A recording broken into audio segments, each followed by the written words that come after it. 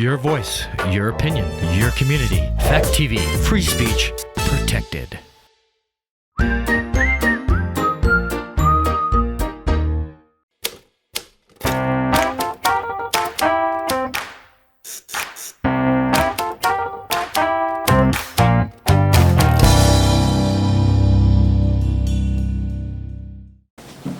Hi community, it's Marty from Fact TV. We're here for the 2020 Select Board Candidate Spotlight, and today we have Elijah Zimmer. So welcome, Elijah. Thank you for having me, Marty. Thanks for joining me. Yes. Yeah, so I would say probably of the candidates, you might be the one that maybe people know the least about. I'm not sure. And so let's tell the audience, what would you like them to know about you? Where did you come from first? So I grew up in Vermont on a dirt road, on a homestead. My family, grew our own vegetables and split firewood and all of that good stuff. So I'm definitely a real Vermonter, I guess. And even wore flannel today to prove it. Yeah. Perfect. Yeah, and then I got involved here at Bellows Falls probably about 10 years ago. I came here because of the antiques business when they opened the Antique Center on the square. And so I've been, in town a lot since then, all through Rockingham. So I have been aware of the issues in town and, slowly been getting to know the community. Yes. And, I've always been really attracted to this community. I think it's just a really great place. And I finally got the chance to move here about 2 years ago, which I was really excited about. And I've just really enjoyed my time here. So I'm ready to step up and try to help out the community a little bit. Nice. Well, that's something a lot of people that have been here for years aren't even willing to do. So kudos to you, coming in and saying, I'm going to take on a big responsibility. So I know that through your work at Wyndham Antiques, you've gotten involved with BIFTA. Yeah. And that you were the driving force behind, or one of the driving forces behind the Light Up BF project. Yeah. So you want to talk a little bit about how did that all come about? Yeah. Well, we started planning the project, or other people started planning the project like 10 years ago, and it just didn't get off the ground at that time. But this year we had the opportunity because of COVID to try to get creative about ways to help out the downtown businesses and try to get people to shop downtown. So Development Director Gary Fox worked on getting us the grant, which paid for the project, and worked a lot with Betsy Thurston from the BIFTA, and I just got people from all over the community to come together and work to do something to benefit everybody. And it was a beautiful outcome. It was so nice that I'm not sure I think you posted a picture of the snowstorm the other night with the lights. Yeah, a couple of days ago. Yeah. Oh my gosh, quintessential Vermont. Absolutely beautiful. So so you moved here a couple of years ago. You've been involved in the community. You decided to step up to be a select board. But what made you take that jump? Because I'm sure you've seen how sometimes it's not an easy thing being a select board member. So what made you decide it's that definitely you wanted to do that? Always a challenge, I think. But I'm always up for a challenge. Well, when I see a great way to help out, I like to just jump right in. And it just seemed like a good year to do it because I think that things are particularly challenging right now, and we kind of need some new perspectives.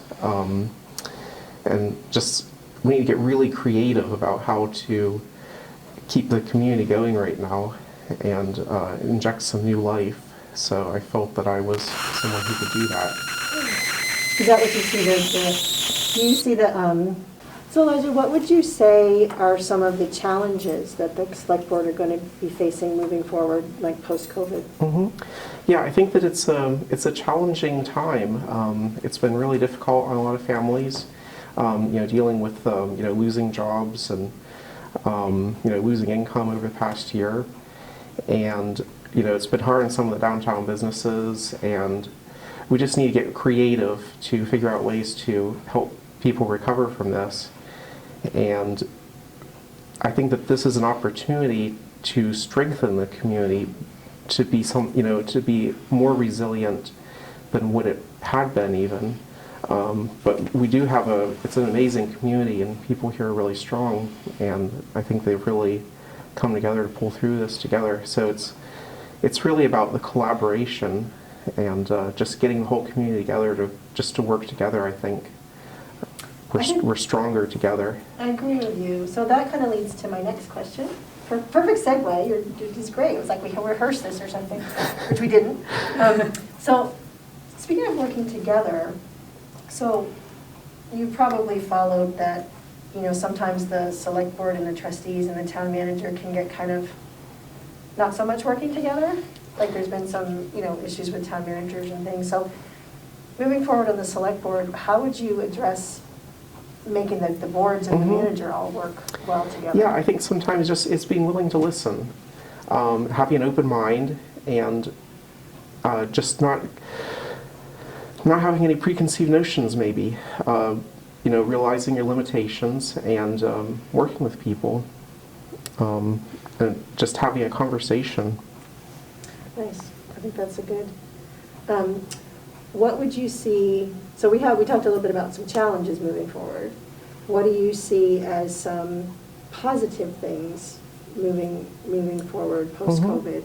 Do you see anything positive? I mean, it seems like there's been some positive. Yeah, definitely. I think so. I think it's definitely taught us some valuable lessons about how to stick together closer as a community, and we need that strong collaboration. And I think that we've actually seen the downtown businesses really pick up, as a result of these challenges, because we're all just working really hard together. And there's it's really difficult, I'm sure, for people with children and everything, with dealing with the schooling and everything like that. But I really think that adversity sometimes brings out the best in people. I agree with you. I think we have done pretty well for a little community. One of the things I noted that I noticed on your Facebook page that is historic preservation kind of one of your pet projects? Yeah, that's something that's always been really important to me. I've done a lot of work with a lot of historic preservation projects all over Vermont. Probably about 20 different buildings that I've worked with, actually. So it's given me some experience in, how to manage things and how to figure out budgeting and deal with all the challenges of making a project financially viable. You had one. You want to talk a little bit about you named it your pet project? Yeah. Yeah. You want to talk a little bit about that? Yeah, the Stoddard Goodenough farmstead down in Brattleboro. I've been working on that project, I realized the other day, for about 7 years now.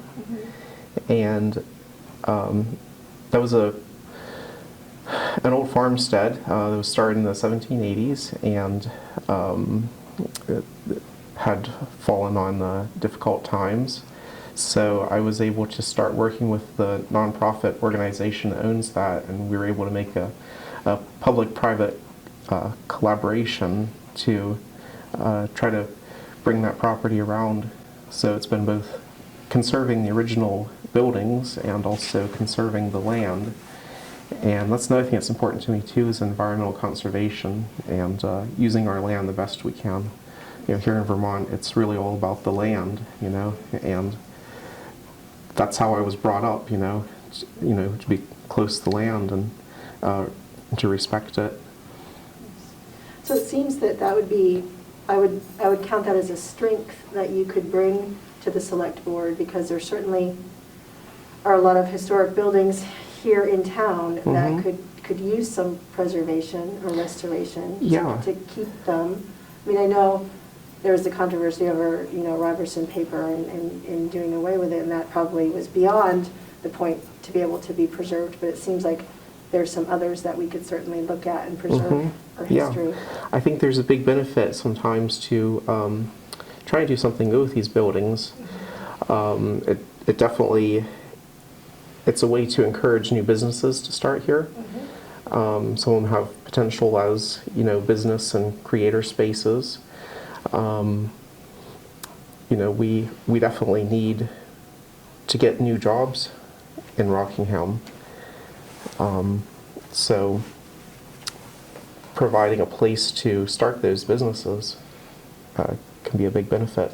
And you have a win-win situation. So you find an old building that is in need of restoration, and you then create potentially create new jobs, or at least a new space for people. Yeah. So that's so you and Bonnie and Rich are kind of running your campaigns together a little bit. And I think I saw a sign, and I should have grabbed it, but I didn't want to pull it. Down off the kiosk and then have the other people not see it. But you were kind of was the idea that you were bringing fresh ideas and a new approach to the select board? Yeah, I think that we all have some similar points that we're interested in. Not exactly the same, but I think that we would be able to cooperate to get things done. Nice. The idea that, which is good, already collaborating kind of before being on the board. So I think we're probably running a little bit low on time. So we want to leave the audience with something that they can think about when they're in the polls and they're trying to decide which little box to fill in. What was something that they would want to know, or you would want them to know to remember you? Well, I'm a hard worker. I'm just ready to do the work that needs to be done, and I'm ready to listen to people and get creative. I think that the creativity is something that we really need. So I think that's great. So community, there you have your introduction to Eliza. Please make sure that you get out and vote on March 3rd. You can vote in person, you can vote drive-through. It's going to be very easy, and it's very important because your vote is your voice. Absolutely. Thanks, community.